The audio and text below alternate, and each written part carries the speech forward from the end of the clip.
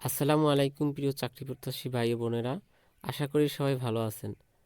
প্রাথমিক শিক্ষক নিয়োগ পরীক্ষার ফলাফল প্রকাশ হতে পারে আজ অর্থাৎ রবিবার 18ই জানুয়ারি। এটা নিয়ে জাগো নিউজ একটা নিউজ করেছে, আমি হুবহু আপনাদের পড়ে শোনাচ্ছি।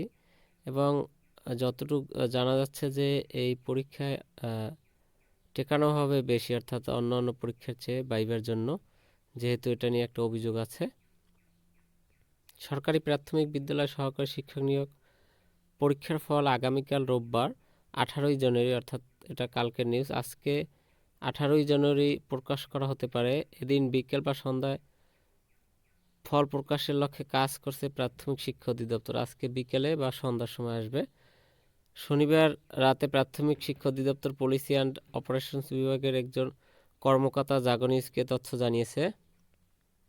নাম প্রকাশ না করার শর্তে ওই কর্মকর্তা বলেন, উত্তরপত্র স্ক্যানিংয়ের কাজ শেষ, বুয়েটের বিশেষজ্ঞ টিম এ কাজ করছে, ফলাফল প্রস্তুতের কাজেও ভালো অগ্রগতি হয়েছে। কাজ শেষে প্রাথমিক ও গণশিক্ষা মন্ত্রণালয়ের অনুমোদন দিলে আগামীকাল ফল প্রকাশ করা হতে পারে। যদি কোনো কারণে তা না হয়, সেক্ষেত্রে 20 জানুয়ারির মধ্যে ফল প্রকাশ করা হবে। প্রতি পদের বিপরীতে কতজন মৌখিক পরীক্ষার জন্য নির্বাচিত হবে তা নিয়ে আলোচনা চলছে, জানিয়ে ওই কর্মকর্তা বলেন, আগে সিদ্ধান্ত ছিল জেলাভিত্তিক শূন্যপদের বিপরীতে 3 জন প্রার্থীকে ভাইভায় ডাকা হবে। তবে জালিয়াতি সহ নানা অভিযোগের প্রেক্ষিতে আরও বেশি প্রার্থীকে ভাইভা দেওয়ার সুযোগ দেওয়া যায় কিনা তা নিয়ে আলোচনা চলছে।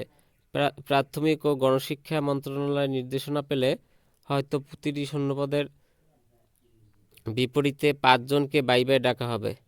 আগে যেহেতু 3 জন ডাকা হইতো, এই জালিয়াতির জন্য এখন হয়তো 5 জন ডাকা হবে।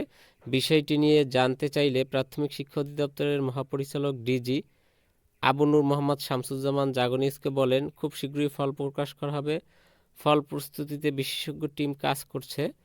প্রস্তুতি শেষে মন্ত্রণালয়ের সঙ্গে আলাপ করে ফলাফল প্রকাশ করা হবে।